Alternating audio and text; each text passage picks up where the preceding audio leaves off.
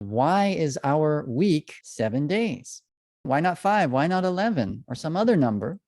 Only because of what God modeled in creation. Think about other time frames we have. Why is a day 24 hours? Well, that's the time it takes for the earth to make a single rotation. Why is a month 29 and a half days, to be exact? That's one cycle of the moon phases from new moon to new moon. So again, a physical phenomenon that we can observe. Why is a week 7 days? Only because that's how long God took to create. Genesis chapter 1 defines the length of the week. It's not a physical phenomenon. Can't measure it. It has nothing to do with the sun, the rotation, or moon, or anything like that, because that's how long God took to create. Giving the fourth commandment to tell people, you take after me, is made explicit in Exodus chapter 20. Remember the Sabbath day to keep it holy.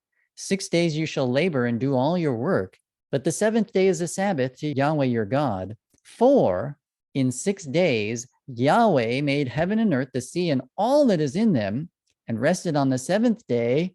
The reason that you keep the Sabbath and work for 6 days is because that's what God did. In creating everything, God modeled it. And then he asks us to follow his example. We are made in his image to image his character and take after his behaviors.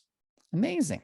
He did it for our benefit to provide structure because he is the great provider. Of course, God could have done it all in an instant. He could have taken millions of years, but he did it in 1 week for our sake. So every time we have our 7-day week, we are remembering God's creation, thinking back to Genesis, commemorating, celebrating what God has done, reminded of him as our provider. And this is found first in Genesis chapter 1.